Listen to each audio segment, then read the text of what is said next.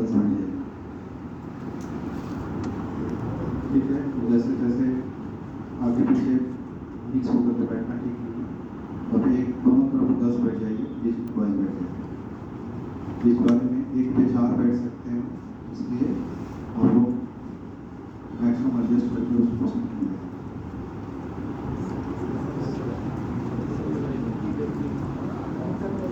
एक और 4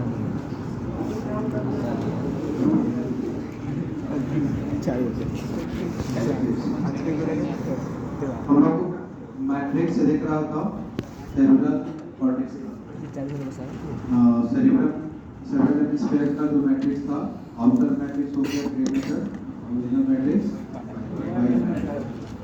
तो ग्रे मैटर वाइट मैटर इसका वो डिस्ट्रीब्यूशन रिप्रेजेंट करता है कॉर्टेक्स मेडुला के पास, जिसमें हमने कहा था कि इसमें लार्ज नंबर ऑफ एरिया का केस होगा और आपका ब्रेन इस प्रकार से रिप्रेजेंट करता है कि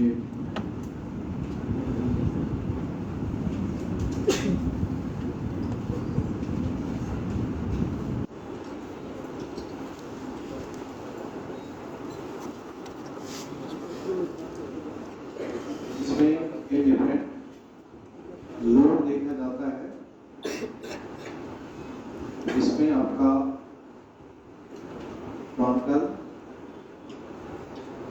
लोड इस प्रकार से होता है,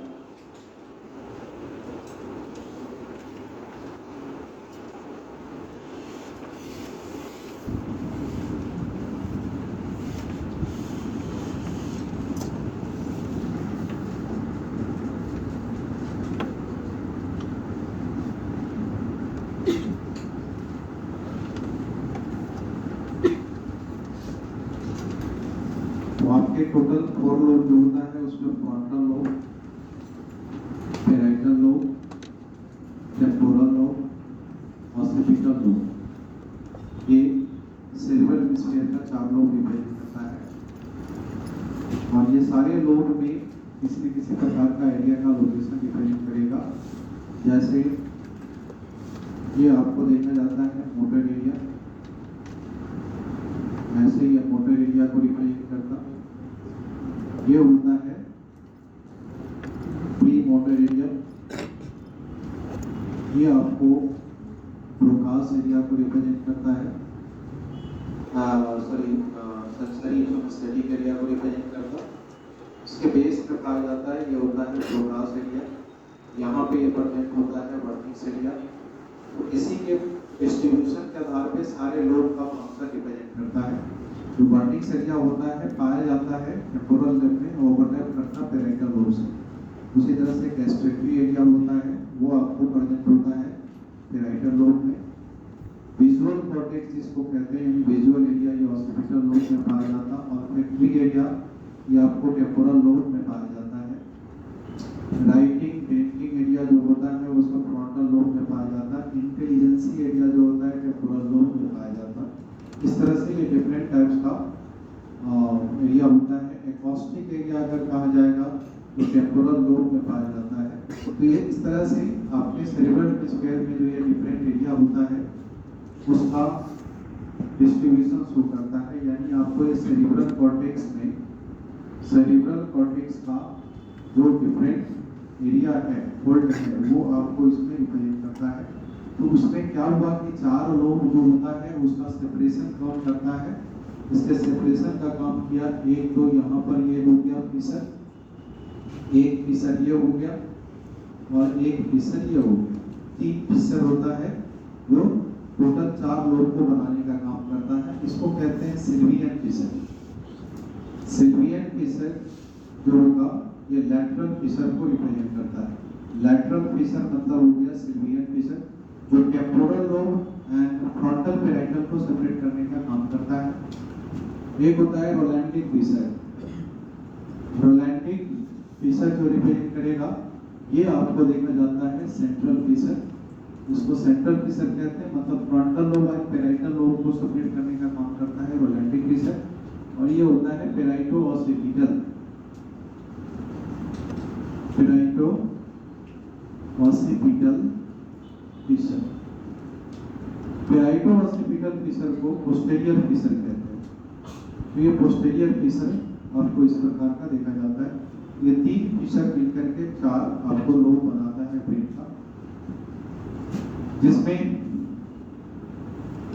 आपका स्पीच एरिया जो होता है वो स्पीच एरिया, ब्रोकास एरिया और motor area, Wernicke's area represent करता। तो ये मोटर के बेस में है, इसलिए इसका नाम पड़ जाता है, ये हो जाता है मोटर नेचर का। ये मोटर नेचर का रिप्रेजेंट करता ब्रोकास एरिया, ये आपको ब्रोकास एरिया को रिप्रेजेंट करता है। और ये सेंसरी पार्ट से, सेंसरी से रेगुलेट होता है, इसलिए इसको सेंसरी एरिया का कंपोनेंट माना जाता है। ये वर्निक्स एरिया होता है। ये हो गया वर्निक्स एरिया। वर्निक्स एरिया को, वर्निक्स एरिया जो होता है दोनों ही स्पीच एरिया, ये मोटर स्पीच एरिया हो गया, सेंसरी स्पीच एरिया हो गया। तो इसमें अंतर यही है, मोटर स्पीच एरिया में और सेंसरी स्पीच एरिया में डिफरेंस क्या है। मोटर स्पीच एरिया जो होता है, हम जो बोल रहे हैं अभी, हमारा जो ऑडिबिलिटी है, हम साउंड को प्रोड्यूस करने के लिए जो आर्टिकुलेट करते हैं, ये जो साउंड प्रोडक्शन है वो ब्रोकास एरिया कंट्रोल करता है। वर्निक्स एरिया का मतलब होता है, आप अगर कोई मराठी लैंग्वेज बोले, हम उसको समझ गए और उसको एक्सप्लेन करने की कोशिश की, या आप ऐसा होता है कि कुछ चीज को हमने समझा और हम उसको ट्रांसलेट करके रिप्रेजेंट करते हैं। लैंग्वेज का कॉम्प्रिहेंशन तैयार करना, एक कहते हैं कि ये एक प्रकार से जो है कंटिन्यू स्पीकर है, मतलब लचेदार वर्ड्स जो है उसको निकालने का काम करता। तो ऐसे जो स्किल होता है वो किसके अंदर होता है, जिसमें वर्निक्स एरिया डेवलप होता है, वैसे लोग एक गुड स्पीकर होता है। वैसे पावर होता है कि हर चीज को प्रॉपर वे में चैनलाइज करके बात करने का काम करेगा। तो ये वर्निक्स एरिया का काम करता है। टेम्पोरल लोब में का एकॉस्टिक एरिया है, मतलब एकॉस्टिक ऑडिटरी एरिया, साउंड मतलब जो आप हियरिंग आपके अंदर होता है उसको कंट्रोल करता है। ये ऑल्फैक्टरी एरिया होता है जो कंट्रोल करने का काम करता है। ये हो गया आपका प्री मोटर एरिया, इसको कहते हैं मोटर एरिया। और ये होता है गैस्ट्रेटरी एरिया। गैस्ट्रेटरी एरिया मतलब डाइजेस्टिव एरिया, डाइजेस्टिव पोर्शन का जो एरिया होगा वो रिप्रेजेंट करेगा। यहाँ ये मेमोरी एरिया जो होता है एंटायर लोब में होता है, लेकिन ये मेमोरी सेंटर होता है, इसको हम लोग मेमोरी सेंटर कहते हैं। तो मेमोरी सेंटर पाया जाता है टेम्पोरल लोब में, लेकिन उसका एरिया लोकेटेड होता है सारे लोब के अंदर, ठीक है। तो ये 4 लोब आपके ब्रेन में जो होता है वो इस तरह से मेजर लोब का कंडीशन देखा जाता है। यहाँ ऑसिपिटल लोब में आपको विजुअल एरिया पाया जाता है, विजन को कोऑर्डिनेट करने के लिए, कंट्रोल करने के लिए। तो इस तरह से ये सब डिफरेंट एरिया आपके सेरेब्रल कॉर्टेक्स में प्रेजेंट होता है। नेक्स्ट आपका डायनसेफालॉन है, ब्रेन का फोर ब्रेन का दूसरा कंपोनेंट डायनसेफालॉन होता है। और डायनसेफालॉन जो होता है ये आपको स्मॉलेस्ट यानी ओनली 1% पार्ट ऑफ ब्रेन होता है। हमारे ब्रेन का ओनली 1% पार्ट आपको डायनसेफालॉन रिप्रेजेंट करता है। यानी सबसे छोटा पार्ट ब्रेन का क्या है, डायनसेफालॉन है। और ये कंट्रोल करता है, रेगुलेट करता है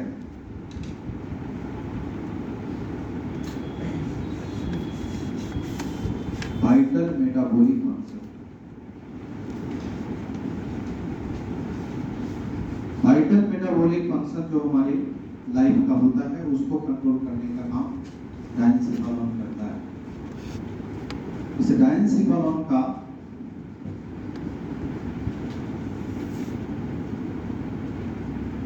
डायनसेफालॉन जो होता है इसका 3 सरफेस देखा जाता है। एक को कहते हैं वेंट्रल सरफेस, एक हो गया डोर्सो लैटरल सरफेस, और एक होता है डोर्सल सरफेस।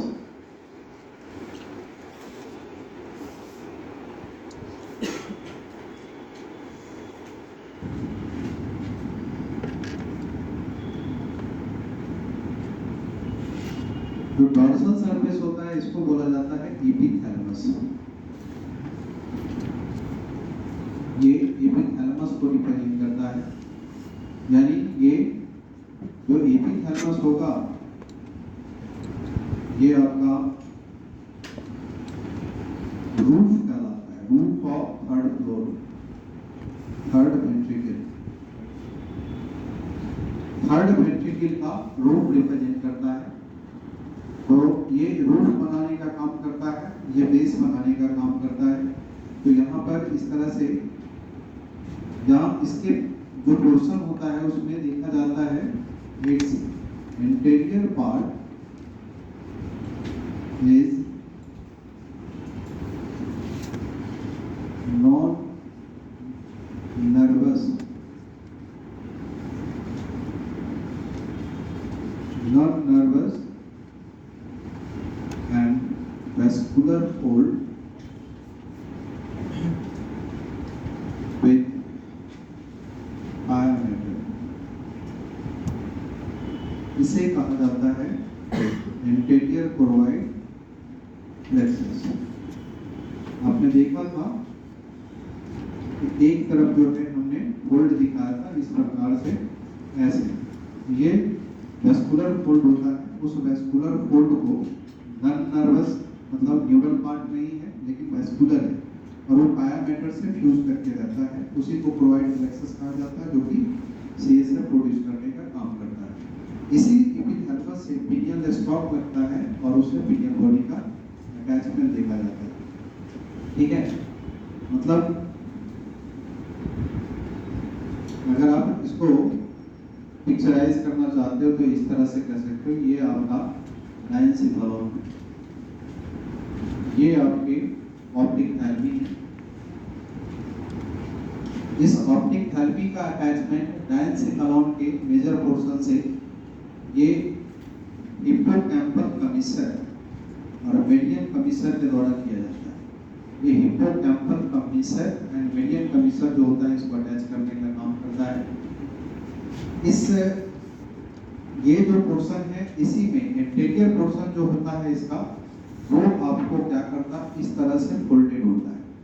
यही फोल्ड कर जाता है पाया मैटर के साथ और बनाता है इंटीरियर क्रोइड प्लेक्सस। ये इंटीरियर क्रोइड प्लेक्सस बनाने का काम करता है। इसमें जो एपिथेलियल लाइनिंग होता है उसको लेमिना टर्मिनलिस कहते हैं।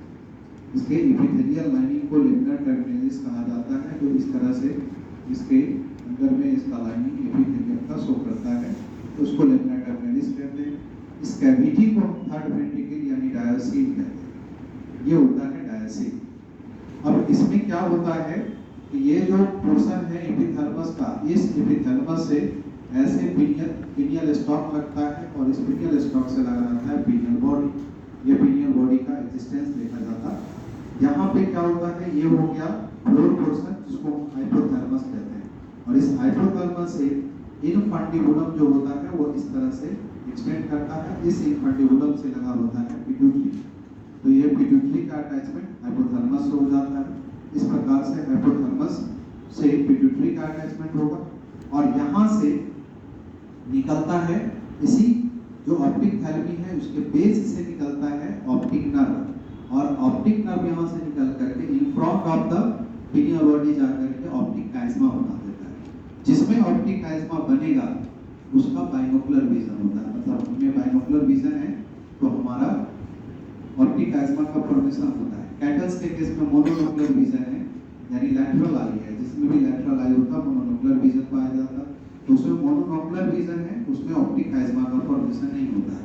बाइनोकुलर विजन के लिए ऑप्टिक काइस्मा का फॉर्मेशन होना जरूरी होता है। तो इस तरह से ये ऑप्टिक काइस्मा का फॉर्मेशन होता है और यही होता है थैलेमस, जिसको ऑप्टिक थैलेमी कहते हैं, जो कि गेटकीपर ऑफ ब्रेन के रूप में काम करता है और ये सारे सेंसरी इनपुट को अलाउ करेगा और मोटर रीडिंग को परमिशन देने का काम करता है। इस तरह से ये पोर्शन इन्वॉल्व होता है आपका।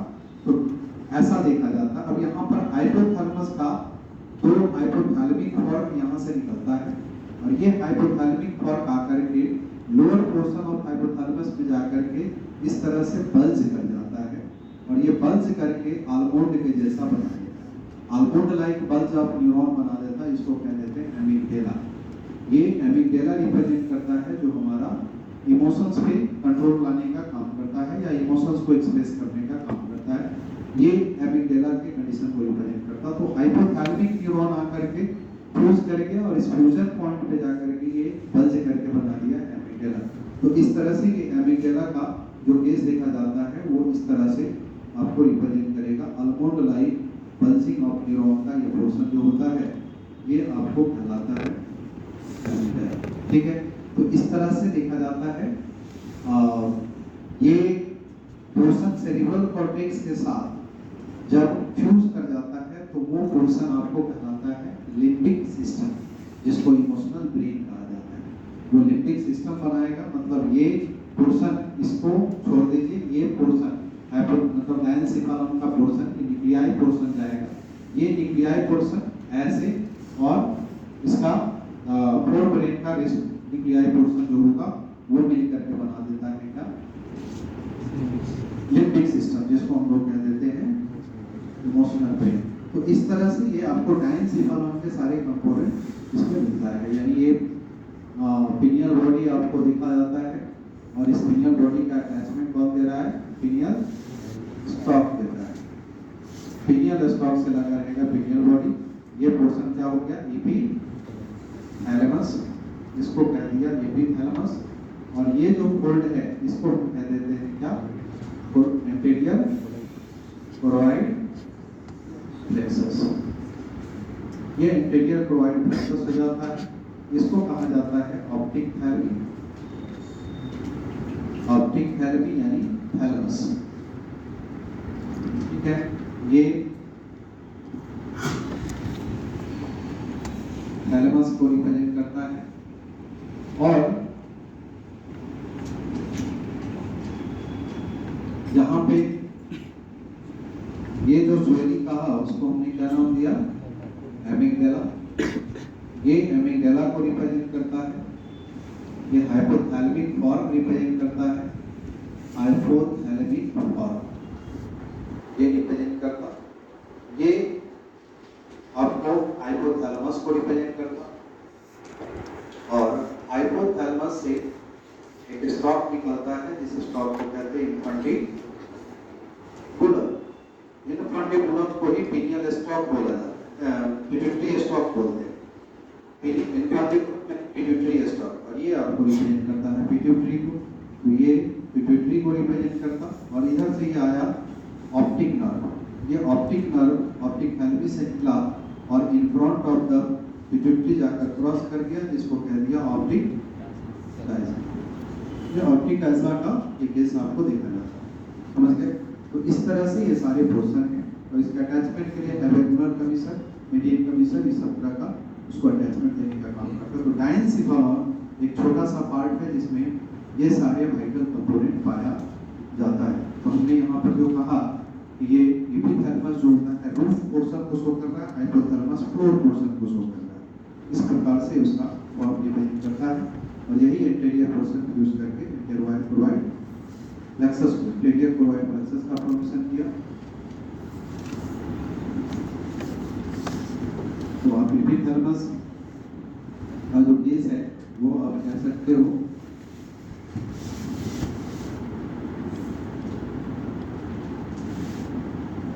attach pineal body through pineal stalk। तो पिनियल बॉडी को अटैच करने का काम करेगा एपिथैलेमस। लेमिना टर्मिनस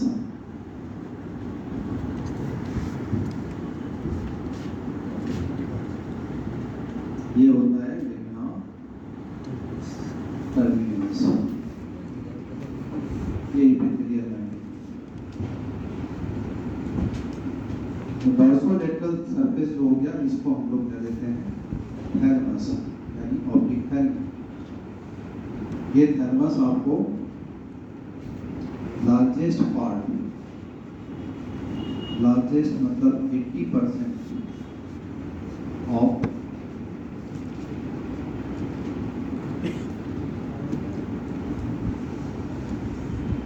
डायनसेफेलम रिप्रेजेंट करता है। तो डायनसेफेलम का मेजर पोर्शन कौन है? जो होगा मेजर पोर्शन डायंसिफेरॉन का रिप्रेजेंट करता है। और इस थैलेमस में एक्चुअली ये आपको इसके चारों तरफ सेरिब्रम,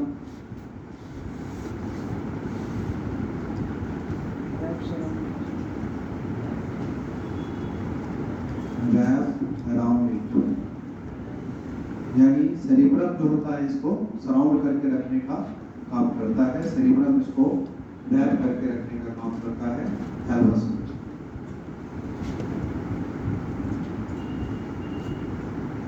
ये देखा जाता है major coordination centre for sensory and motor signal. Sensory और मोटर जो सिग्नलिंग होगा ले जाने लाने का, ऐसे फंक्शन को देने का काम करता है थैलेमस। इस थैलेमस को हम लोग कह सकते हैं क्या, relay centre, relay centre for all sensory input into cerebral hemisphere except क्या बोला था, स्मेल, क्योंकि स्मेल का सेंसरी इनपुट कौन लेता, ऑल्फैक्टरी। तो सारे सेंसरी इनपुट जो होगा उसको लाने का, एंट्री देने का काम ये करता है, इसलिए इसको कहा जाता है relay centre for sensory input. ठीक है, और इसी के परमिशन से जाएगा, इसके परमिशन से मोटर सिग्नल आएगा, इसलिए इसको कहा जाता है gate keeper of brain. Gate keeper of brain कहते हैं थैलेमस को।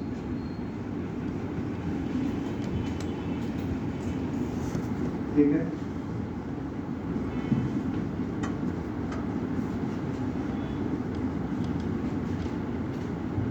वेंट्रल सरफेस अगर कहेंगे तो ये हो गया आपका हाइपोथैलेमस।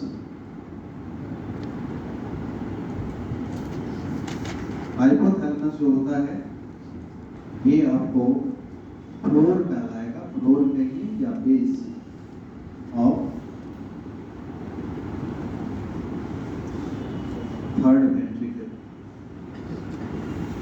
थर्ड वेंट्रिकल का फ्लोर का काम करता है, बेस का काम करता है हाइपोथैलेमस। जो सबसे छोटा होगा, टोटल ब्रेन में सबसे छोटा हो क्या डायंसिफेरॉन, और उसमें सबसे छोटा होता है हाइपोथैलेमस। तो ये आपका smallest part of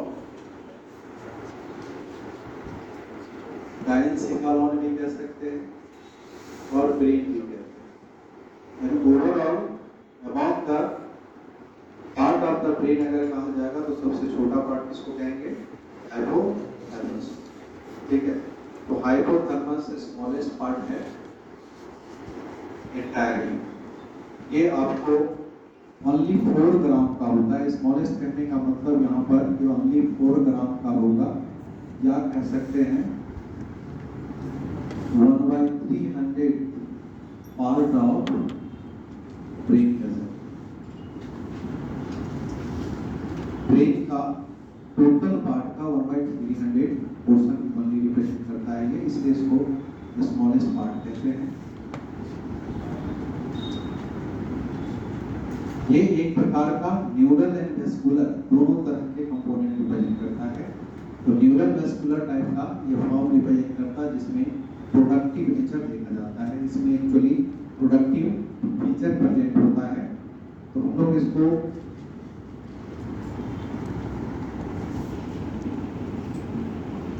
neural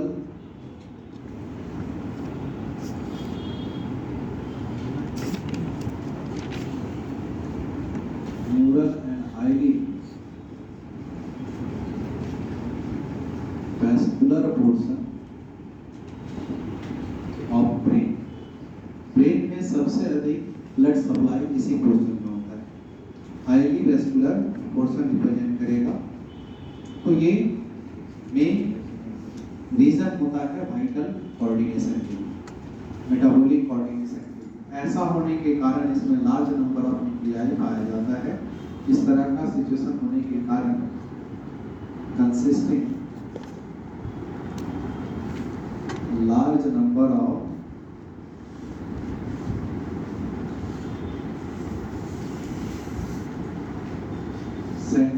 centre कहने का मतलब हो गया nuclei, large number of centre और न्यूक्लियाई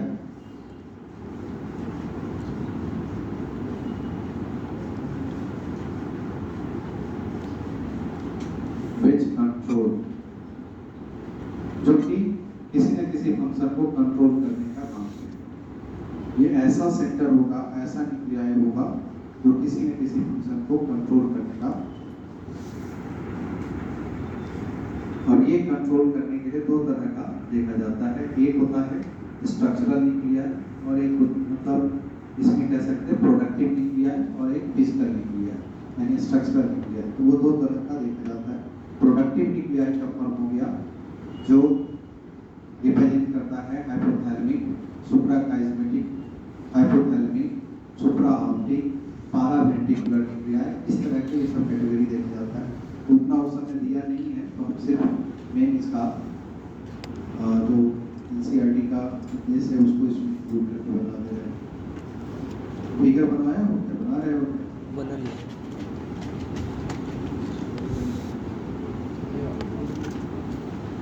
रख देते हैं। हाँ।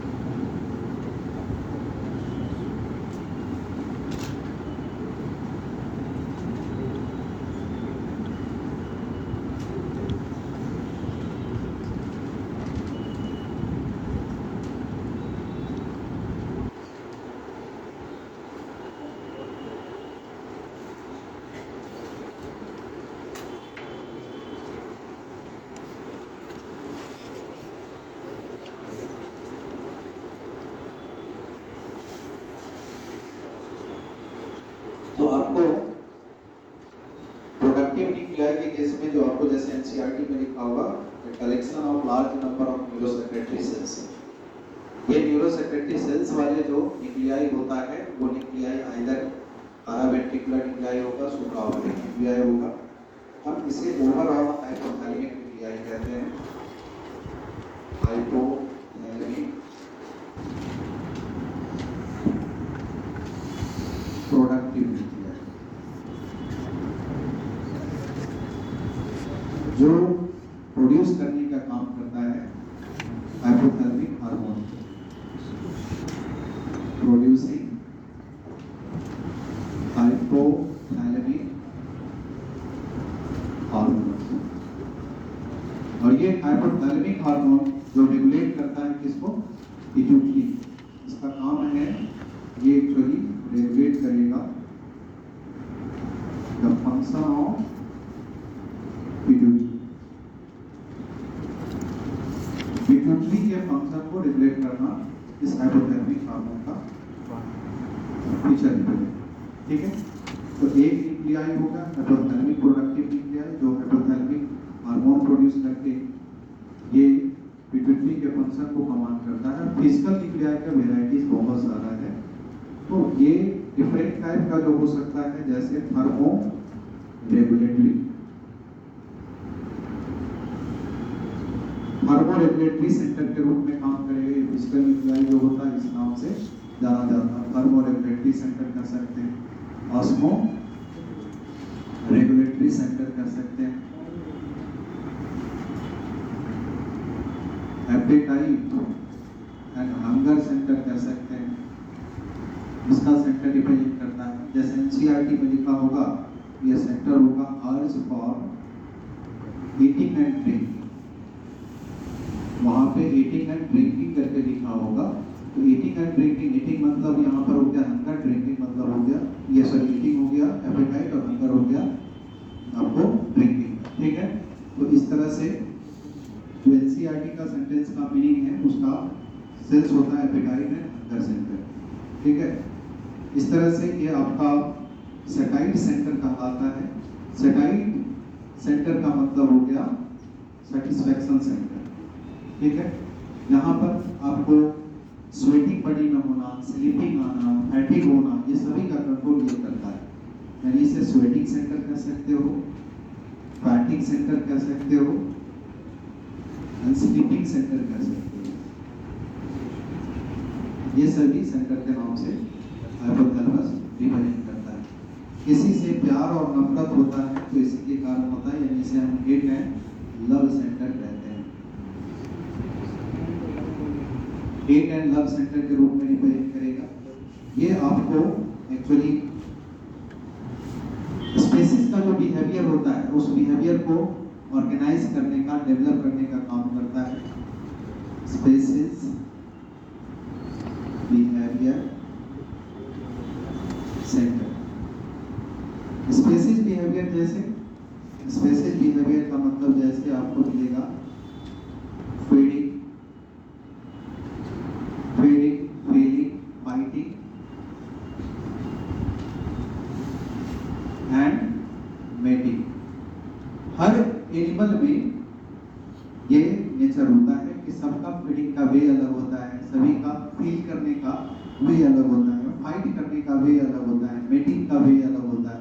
तो सभी बिहेवियर स्पेसीज में अलग अलग जो इस तरह से ये एक्सप्रेशन होता है उसी हाइपोथैलेमस के कारण होता है। तो जिस स्पेसीज में जैसा वो एक्सप्रेशन इसका होता है वो डिपेंड करता है हाइपोथैलेमस के ऊपर। ये आपको सिंपैथेटिक पैरासिम्पैथेटिक सिस्टम को इंटीग्रेट करने का काम करता है, और उसको इंटीग्रेट करके मतलब आप कह सकते हो कि ऑटोनॉमी कंट्रोल देने का काम करता है। इंटीग्रेटिंग सेंटर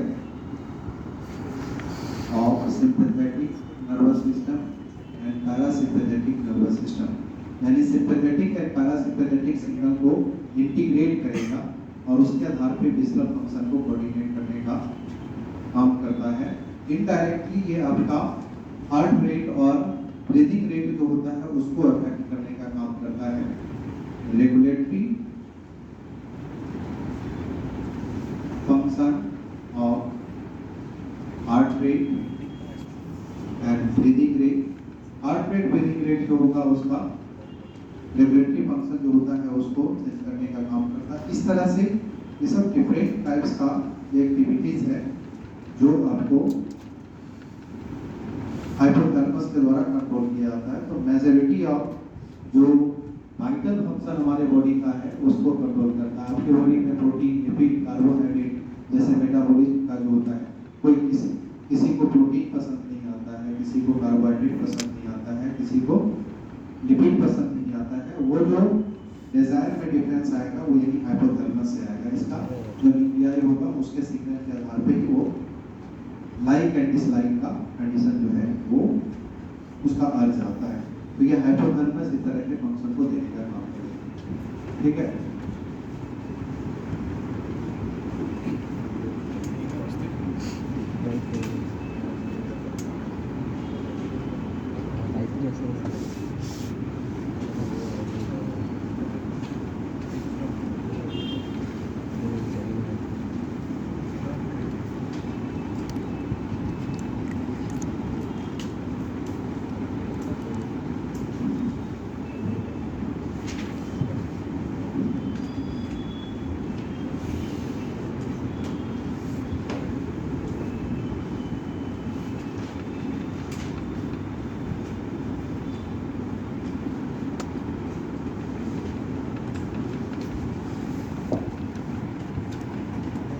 एमिगडाला,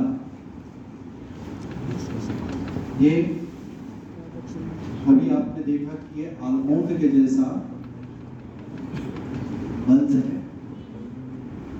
और neuron at fusion point of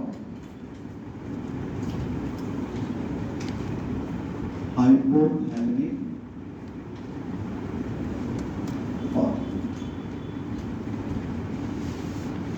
hypothalamic form का फ्यूजन पॉइंट जो होगा उस फ्यूजन पॉइंट पे ये आलमंड के जैसा बल्ज बन जाता है, इसी को कहते हैं amygdala.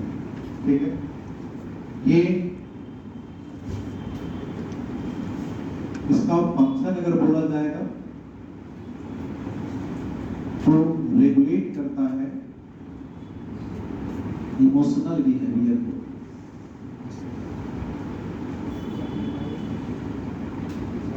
Like aggression and remembering fear. आप किसी चीज को जो आपके अंदर में आता है कि कोई थोड़ा मोटिवेट किया, समझाया, आज तो पूरा आज का जितना है सब रिलीज करके आज ही समाप्त कर देंगे, कल के टेस्ट में तो हम लोग इतना मोटिवेट होकर के चार्ज होकर के जाता है, मतलब वहाँ पे काम कम कर रहा है और ये इस तरह का एग्रेशन उसके अंदर आया, लेकिन जब पढ़ने के लिए बैठा सर याद ही नहीं आया, नहीं ये नहीं आएगा, इसको छोड़ो आगे चलते हैं। पेज पे पेज बदलते जा रहे हैं, नहीं ये नहीं, इसको करते हैं। ये जो रिमेम्बरिंग फियर आपके अंदर क्रिएट होता है वो भी इसी के कारण होता है। तो ये इसका इलाज यही होता है कि हम किसी टॉपिक पे अगर जाते हैं और वो अगर समझ में नहीं आए तो उसको उसके लर्न करने के पैटर्न को चेंज करिए, उसके एप्लीकेशन के वे को चेंज कर दीजिए। एमिगडाला वो अपने आप को चेंज होना चालू हो जाता है, मतलब एमिगडाला जो होता है अपने सिग्नल को मॉडिफाई करता है। तो इसीलिए वहाँ पर इस एमिगडाला को ज़्यादा डोमिनेट मत होने दीजिए, और वो डोमिनेट तभी हो जाता है जब आप इस तरह से पेज का पेज बदलते जाएंगे, ये डोमिनेट हो जाएगा और आपकी आदत वैसे ही बन जाएगी। नहीं ये हमसे नहीं होगा, फिजिक्स मतलब नहीं हो सकता, कुछ नहीं बना सकते कुछ, ये ऐसे दिमाग में आपके घर कर जाएगा। ये घर करने वाला कौन है? एमिगडाला। इसलिए एमिगडाला को हराने का कोशिश करिए, हमेशा इसके अगेंस्ट फाइट करने की कोशिश करिए। ये जितना इमोशनल चाहे आपको पूरी तरह से सेटिस्फाइड कर दे तभी सेटिस्फाइड मत होइए, और डिप्रेस कर दे तब भी डिप्रेस मत होइए, हमेशा उसके अगेंस्ट में चलने का कोशिश करेंगे तो अच्छा रहेगा, क्योंकि इसी से आप बैलेंस भी ला सकते हैं अपना। जैसे ये कंट्रोल करता है रेज, एंगर एंड मूड को।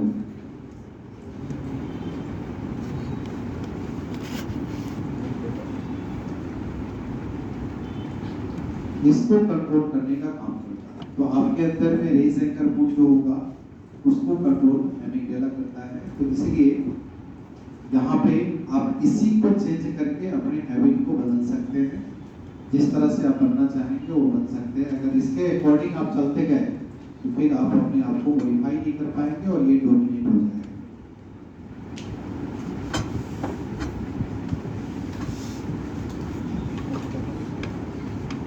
हिप्पोकैम्पल लोब, हिप्पोकैम्पल लोब जिसको हिप्पोकैम्पस कह सकते हैं, तो डायरेक्ट हिप्पोकैम्पस भी लिखा हुआ इसमें मिलता है। इसका नाम हिप्पोकैम्पल लोब क्यों बना? ये ऐसा नाम इसलिए पड़ा कि ये एक प्रकार से हिप्पोकैम्पस, सी हॉर्स जो होता है, हिप्पोकैम्पस क्या है? सी हॉर्स है। सी हॉर्स के जैसा न्यूरॉन का बल्जिंग हो जाता है, तो इसी बल्ज को हम लोग कहते हैं। ये जनरली हमारा जो लिम्बिक क्लॉट होता है उसका स्वेलिंग होता है, उसके स्वेलिंग से रिप्रेजेंट करता है आपका सी हॉर्स लाइक अपीयरेंस का केस करा जाता है। तो ये आपको सी हॉर्स लाइक पल्स होता है।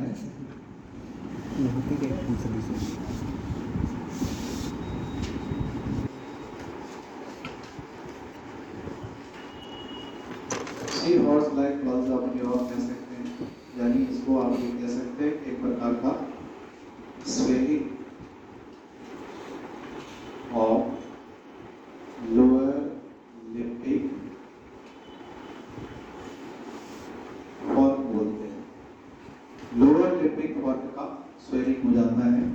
3 हॉर्स के जैसा। तो इसको हम लोग तो लिम्बिक पॉट मतलब अभी हमने कहा लिम्बिक सिस्टम हमारा जो सेरिब्रल हेमिस्फीयर से नीचे का पोर्शन जितना भी न्यूक्लियाई का कलेक्शन का जोन होता है वो सभी को कहते हैं। उसके नीचे जो होता है वो सी हॉर्स लाइक स्वेलिंग हो जाता है, इसी को कहते हैं हिप्पोकैम्पल लोब यानी हिप्पोकैम्पस। जिसका फंक्शन अगर कहा जाएगा तो ये एक्चुअली 2 तरह का फंक्शन देता है। Strange mix of signal about smell and memory.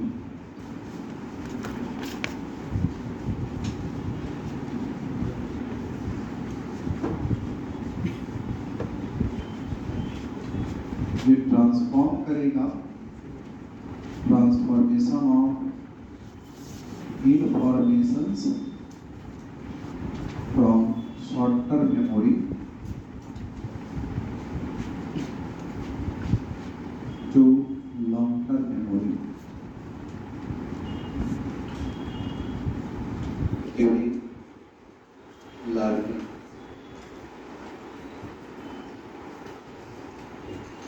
यानी इसमें जो हिप्पोकैम्पल लोब का फंक्शन है, स्ट्रेंज मिक्स ऑफ सिग्नल का यहाँ पर क्या केस है, किसी ब्लाइंड पर्सन को 500 का नोट दे दीजिए।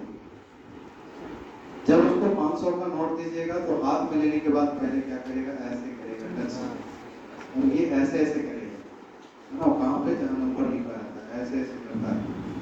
यानी वो टैक्टाइल रिस्पॉन्स भेजता है हिप्पोकैम्पस को, उससे समझने का काम करता है। ये स्ट्रेंज मिक्स ऑफ सिग्नल का आता है। ठीक है, अगर उससे नहीं समझ में आएगा तो नोट को लेकर नाक के पास ले जाए ऐसे।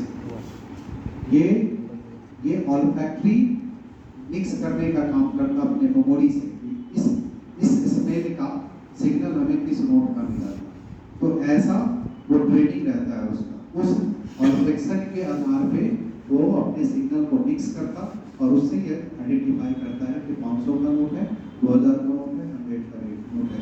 ये स्ट्रेंज मिक्स ऑफ सिग्नल की एबिलिटी जो होता है, तो हमारे कंपेयर में किसी ब्लाइंड पोर्शन में, कन्वेंशनल पोर्शन में हिप्पोकैम्पस ज़्यादा डेवलप होता है, एसोसिएटिव एरिया ज़्यादा डेवलप होता है। तो ये हमारे कंपेयर में उसको इंटेलिजेंसी भी हमारे हमसे ज़्यादा देता है, समझ गए। तो इस तरह का कंडीशन होता है। तो स्ट्रेंज मिक्स ऑफ सिग्नल का मतलब यही है कि कोई भी नए कोई सिग्नल सामने आ गया और उसको आइडेंटिफाई अगर करते हैं, मान लीजिए कि कभी ऐसा होता है, आज हमारा फेस आपने देखा और 50 साल के बाद कभी आप जो है किसी जगह हमें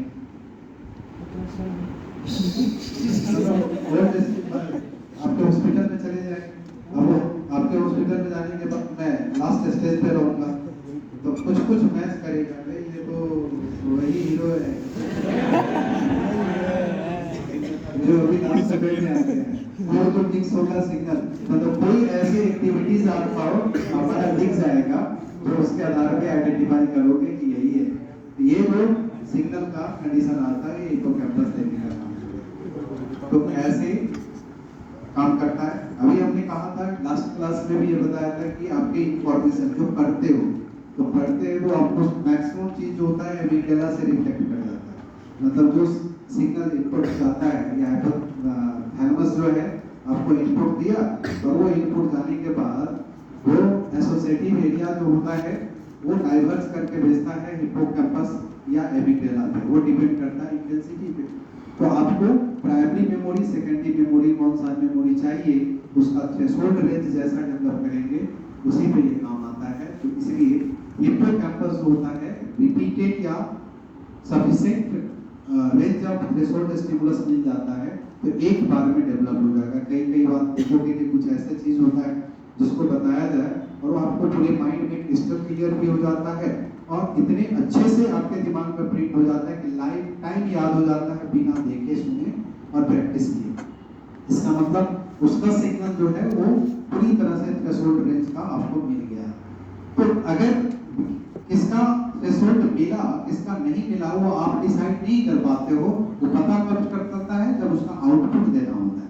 मान लीजिए आप आज पढ़े, कल क्वेश्चन बनाते हैं, एक वीक के बाद क्वेश्चन बनाते हैं, तब पता चलता है कि क्या याद है क्या नहीं। तो ये डिसीजन आपको तब पता चलता है जब हम उसको एनालाइज करते हैं, मतलब उस पर एक्शन लेते हैं, प्रैक्टिस करते हैं। इसीलिए आपका हिप्पोकैम्पस ही ऑलवेज एक्टिव हो in compare to amygdala. Amygdala तो ऑल टाइम एक्टिव रहता है, ऑल टाइम एक्टिव होता है, ये कभी कभी एक्टिव होता है। तो आप एमिगडाला जो हमेशा एक्टिव है उसी को एक्टिव करने के चक्कर में लगे रहते हो, तो आप तो हमेशा ब्लैक होते रहोगे, ब्लैक आउट चलता रहेगा आपका, और वो ब्लैकमेल करता रहेगा, आपको खुश रखता रहेगा कि मैं बहुत अच्छा कर रहा है, सब ठीक चल रहा है, टेंशन मत लो, सब अच्छा होगा। ये ऐसे सिचुएशन में रखेगा। लेकिन हिप्पोकैम्पस के पास जब सिग्नल जाएगा, रियलाइज करेगा नहीं तुमको अभी कमांड नहीं हुआ है, अभी और अधिक प्रयास करने की जरूरत होगा। यानी हिप्पोकैम्पस के पास वो सिग्नल जाएगा तो आपका वो थ्रेशोल्ड सफिशिएंट होगा, और तब वो एसोसिएटिव एरिया को सिग्नल भेजने से पहले मेमोरी प्रोटीन तैयार कर देता है, और वो मेमोरी प्रोटीन जो होता है वो फिर मोटर इनपुट आउटपुट के लिए फिर एसोसिएटिव एरिया को सप्लाई करने का काम करेगा। तो हर इंफॉर्मेशन का मेमोरी प्रोटीन नहीं बनता है, जिसका थ्रेशोल्ड रेंज मिलेगा हिप्पोकैम्पस के लिए उसी का मेमोरी प्रोटीन बनता है। इसलिए आप हर लर्निंग का, ईच एंड एवरी इंफॉर्मेशन का मेमोरी प्रोटीन तैयार हो, इसी के लिए कहते हैं मोर एंड मोर प्रैक्टिस। बोलते हैं प्रैक्टिस मेक्स मैन परफेक्ट। इसका सेंस क्या है? परफेक्ट वे ऑफ प्रैक्टिस होगा तो परफेक्शन आपका आएगा। वो स्टेटमेंट सिर्फ ऐसे नहीं कहा गया है, वो रीजन है इसका एप्लीकेशन। आप प्रैक्टिस अगर कर रहे हो तो प्रैक्टिस का वे जैसा होगा, और उसका थ्रेशोल्ड अगर इसको मिला तो परमानेंट आपको रिकॉर्ड करके रखेगा। ठीक है, ये एप्लीक होता है प्रैक्टिस के। माइंड पावर का सिस्टम हमने 92 में माइंड पावर का ग्रुप में, मतलब माइंड पावर सिस्टम का मेंबर बने थे। तो उसमें मैं आपको बताता हूँ कि ट्रेनिंग दिया जाता है कि किसी भी कंटेंट को, किसी भी इंफॉर्मेशन को जिस वक्त आप पढ़ते हो, सेम डे में सेकंड राउंड उसकी स्टडी होना चाहिए। एंड देन सेकंड राउंड आपका क्या हुआ कि जब लर्न किया पहली बार, तो सेम डे में यानी 24 आवर के अंदर सेकंड राउंड आपकी रीडिंग होनी चाहिए। देन सेम उसी कंटेंट को वीक के अंदर एक राउंड आपको थर्ड राउंड लेने की जरूरत होता है, और 15 दिन में जाकर के उसका फोर्थ राउंड करते हैं। तो इंफॉर्मेशन किसी भी तरीके से आपके ब्रेन से मिस नहीं होता है। यानी माइंड अगर शिथिल भी होता है, डोरमेंट भी होता है, लो एनर्जी स्टेट में भी होता है, तभी वो आपको डेवलप हो जाता है, और उस तरह से आपको हर इंफॉर्मेशन का हिप्पोकैम्पस रिस्पॉन्ड करना चालू कर देता है। तो ये बेस होता है उसका थ्रेशोल्ड रेंज डेवलप करने का। तो तरीका यही होता है। माइंड पावर में उस तरह का चीज जो होता है, तो ट्रेनिंग इसी चीज को दिया जाता है। माइंड पावर में मेरे साथ जो एक पर्सन था, उसका तो इतना बढ़िया उस पर टाइम दे रहा था, मैं तो उतना टाइम नहीं दे पा रहा था, लेकिन वो इतना ज्यादा टाइम दे रहा था कि आपको क्लास में यहाँ पर खड़े और रेंडमली सबको खड़े करके इसमें से 20 लोगों का नाम पूछ ले, और नाम जो रेंडमली 20 लोगों का पूछ दिया, अब वो बैठा देगा, और आधे घंटे 1 घंटे का कोई लेक्चर किसी पर डिस्कशन करने के बाद फिर उस 20 का एक का नाम एग्जैक्टली बोलना चाहिए, खड़े के साथ आप ये खड़े हो या ये खड़े, मतलब नाम डायरेक्ट लेना चालू कर देगा। यानी ये एक सेकंड में इतनी चीजों का रिकॉर्ड दिमाग में प्रिंट होने का वे क्या होता है, वही इस चीज पे प्रैक्टिस। हम उस प्रैक्टिस को नहीं ला पाते। ब्रेन को कहते हैं कि ब्रेन को जागृत करना, यानी इसको स्टिमुलेट करना है, एक्टिवेट करना है, उसको आपको एक्साइटेड स्टेट में रखना है। जब उस स्टेट में रहेगा, आपका हिप्पोकैम्पस हमेशा तैयार रहेगा आपको साथ देने के लिए, आपको सपोर्ट करने के लिए। आप ये कभी भी इसको मत कहो कोई सिग्नल को, हमसे नहीं होगा, हमसे नहीं करेंगे, हम नहीं करेंगे। ये ऐसा अगर कहते हो तो हमारा जो ब्रेन में क्या होता है कि ब्रीदिंग जब हमारा होता है, ब्रीदिंग में आप हमेशा दिमाग में रखो, जब हम ब्रीथ करते हैं तो ब्रीथ का आप अभी भी नाक के पास ऐसे फिंगर डालो, एक्सहेल करो, सांस को बाहर छोड़ो, तो देखो एक से ज्यादा एक से कम है। अगर आपका लेफ्ट से प्रेशर ज्यादा है तो इसका मतलब आपका राइट ब्रेन पूरा काम करता है, एक्टिव रहता है, यानी क्रिएटिव ब्रेन आपका काम करता है। और उस वक्त में अगर आपका क्रिएटिव ब्रेन को बहुत ज्यादा सिग्नल दोगे तो आपका ब्रेन क्रिएशन की तरफ जाता है। क्या चाहिए, किस तरह का क्रिएशन करना चाहते हैं, वो ऐसे चीज़ों को इनपुट वो रिकॉर्ड कर लेता है और ब्रेन उसी डायरेक्शन में लेकर के आपको सक्सेस कराएगा। समझ गया?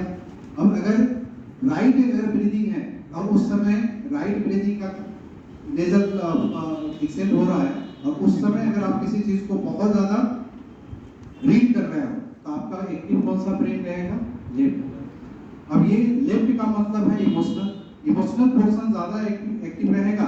ऐसे कंडीशन में क्या होता है कि आप इमोशन में लेकर ठीक है, सब बढ़िया है, 2 बजे रात तक पढ़ो, 3 बजे रात तक पढ़ो, बड़ा अच्छा लग रहा है, पढ़ने में सब समझ में आ रहा है, सर मुझे रात में साइलेंट मिलता है, पीस लगता है, बहुत बढ़िया से समझ में आता है और 3 दिन के बाद सब सारा साफ हो जाता है। ये होने का कारण यहाँ पर यही होता है। इसीलिए हमेशा बोला जाता है कि जब पढ़ते हो तो वर्टिकल कॉलम जो होता है, वर्टिकल कॉलम को हमेशा इरेक्ट रखने से आपका दोनों नेजल ब्रीथिंग इक्वल होता है और जब इक्वल ब्रीथिंग हो तो कुछ भी रीड करो एक समान लर्न करने का काम करेगा, दोनों ब्रेन इक्वल होता है और उस आधार पे आपको रिकॉर्ड होता है। हम क्या करते हैं? ऐसे बैठे रहते हैं, ऐसे बैठे ऐसे करते हैं, असर इतना मेहनत करते होता ही नहीं। तो मेहनत करते कैसे हैं? ये कभी नहीं ध्यान देते, मेहनत करते हैं। वे हर चीज का जो है रिकॉर्ड हमारा ब्रेन करता है, हम देते कैसे हैं उसके आधार पे। ब्रेन के ईच एंड एवरी इवेंट्स को रिकॉर्ड करने नेचर है इसका। ये इसका नाम ही दिया गया है centre for the response of stimuli. Surrounding में होने वाले हर सिग्नल को ये लेगा, अब वो लेगा तो उसको इंटीग्रेट एंड प्रोसेस करके कैसा देगा, वो आपने जैसा दिया वैसा देगा। जिस तरह से इनपुट देंगे वैसा आउटपुट आएगा। तो वो इनपुट का वे सही करना जरूरी है। समझ गए?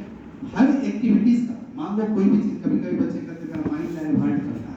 अगर किसी का माइंड डाइवर्ट करता है तो उसका मतलब होता है कि हम जब बैठते हैं हमारे कॉग्निटिव पोजीशन जो होता है उसमें डिफरेंस आता है, सिटिंग पोस्चर उसमें डिफरेंस आता है, सर्वाइकल पोजीशन में चेंज आता है, आपका हार्मोन का इन्फ्लुएंस जो होता है वो चेंज कर जाता है और आपका माइंड जो होता है डाइवर्ट होना चालू होता है। हर चीज के लिए रिस्पॉन्सिबल हमारा बॉडी है। हम अपने बॉडी का पर्सनैलिटी को कैसे मेंटेन करते हैं डिपेंड उस पर करता है। उसी के आधार पे ये विजुअल, टेक्टाइल और ऑडिटरी रिस्पॉन्स जो होता है उसको कोऑर्डिनेट करने का काम करता है। तो ये आपको हिप्पोकैम्पल लोब जो है वो मेमोरी के लिए इम्पोर्टेंट पोर्शन है और ये सभी को स्ट्रॉन्ग करना चाहिए। ये जरूरी होता है कि आप अपने एसोसिएटिव एरिया को डेवलप करने के साथ हिप्पोकैम्पस को डेवलप करिए। लिम्बिक सिस्टम, लिम्बिक सिस्टम को इमोशनल ब्रेन है।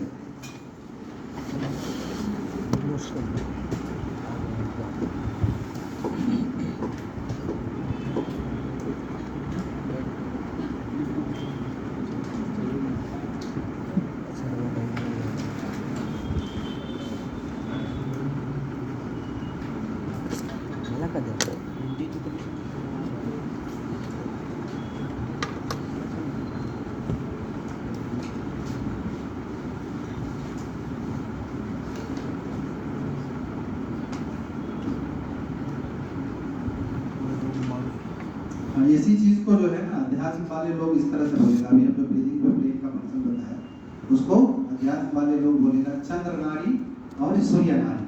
चंद्र नाड़ी से अगर कुछ लोगे तो नेचर सुन लेगा और आपकी मनोकामना पूरा कर देगा। मनोकामना पूरा करने का मतलब आपका ब्रेन जो है चंद्र नाड़ी के टाइम में आपने किसी चीज को रिकॉर्ड किया, ब्रेन साथ देता है और वो आपको नेचर से छीन लेता है।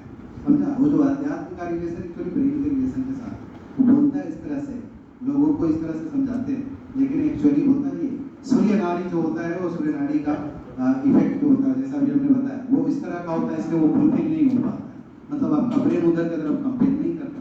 तो इस तरह से अध्यात्म जो रिलेशन दिया गया है वो इसी के आधार पे उसको एक्सप्रेस करने का काम करता है।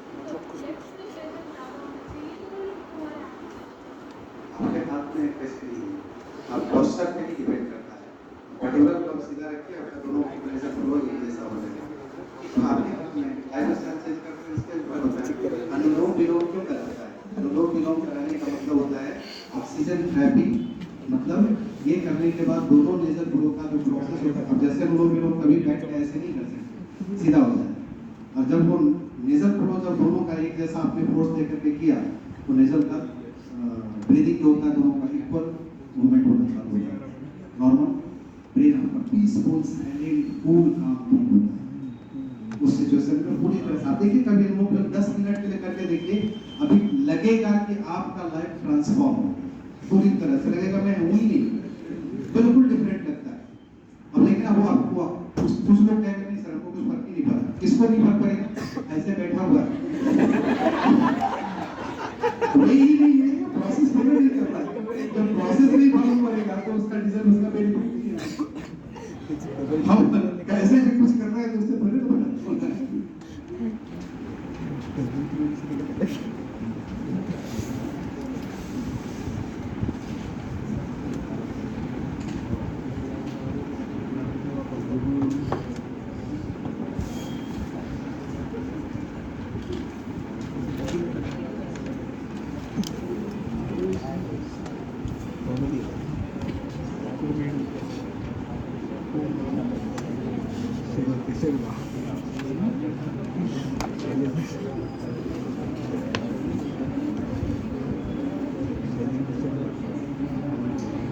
आप लोग मेरा एक ही एक्सपेरिमेंट जाके करना, रात में जब सोते हो सीधा ऐसे सो, ऐसे सो, ऐसे जब सोओगे देखना कितना दुनिया का चीज आपके दिमाग में आता है, क्या क्या आपके दिमाग में घुसता रहेगा, कुछ कभी इधर कभी उधर कहीं न कहीं चलता रहेगा।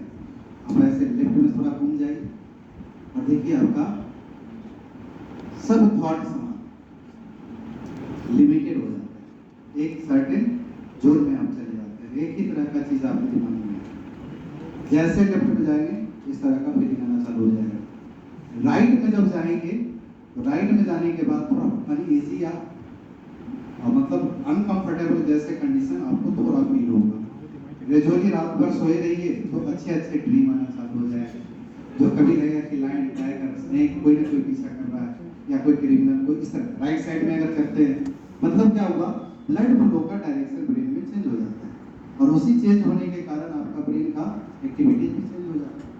तो आपका दूसरी बात है ब्रेन का, अभी जो ये सिस्टम बताया अभी लिम्बिक सिस्टम, आप जैसे यहाँ सो रहे हैं यानी आपका लिम्बिक सिस्टम इमोशनल ब्रेन काम करना चालू कर देता है, वो एक्टिव हो जाता है और एक्टिव हो गया तो वो सारे पोर्शन को सिग्नल सबको जगाता रहता है, सबको सिग्नल भेजता रहता है। आप रात के 3 बजे सोना बेड पे गए 11 बजे 3 बजे तक नींद नहीं आएगा, दिमाग कुछ से कुछ पिक्चर बनाता रहेगा।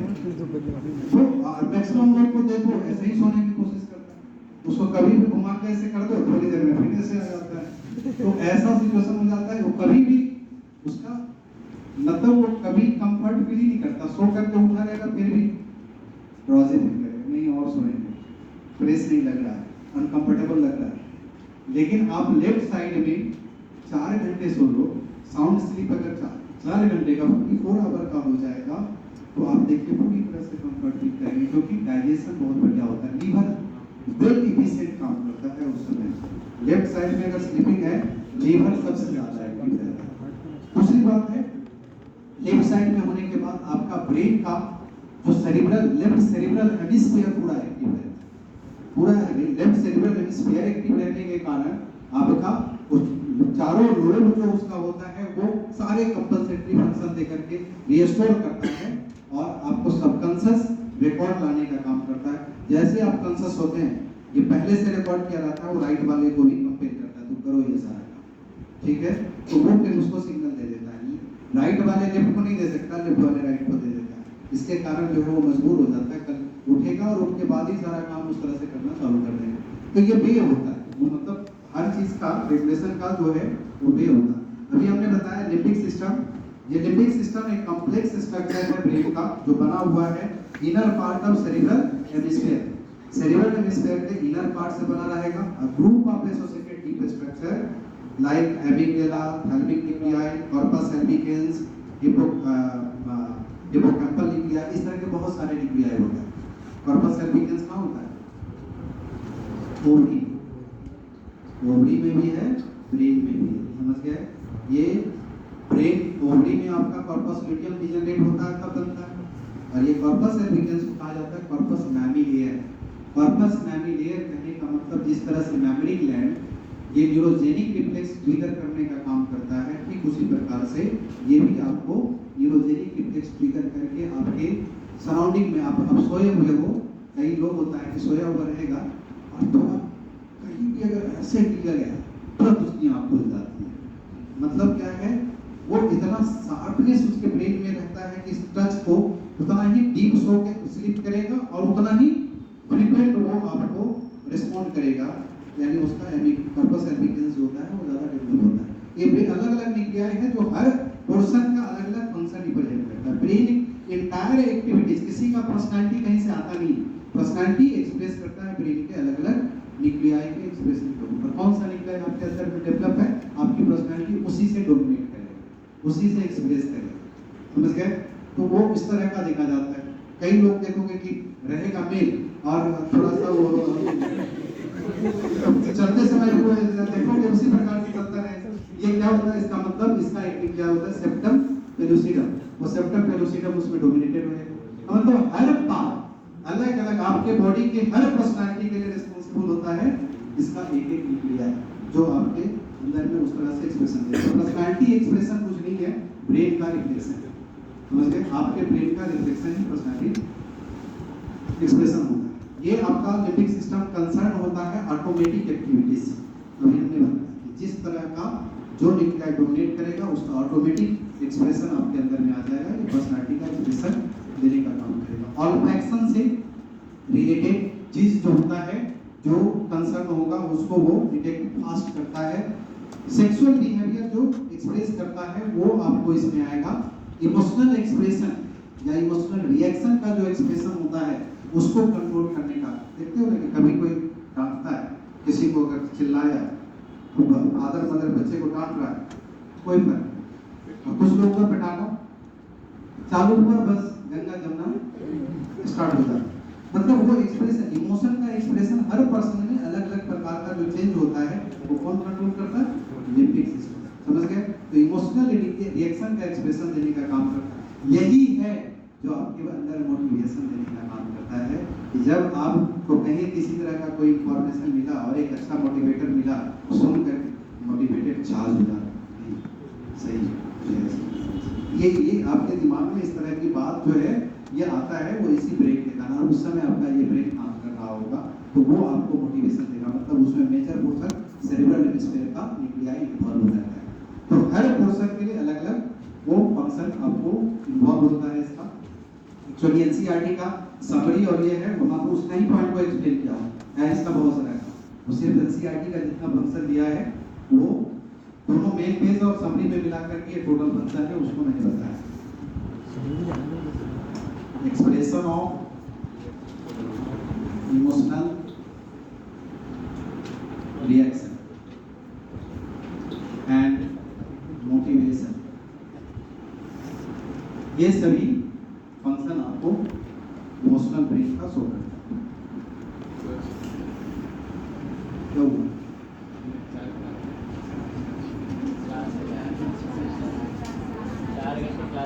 शाम में 4 क्लास है, क्या चीज़ का क्लास?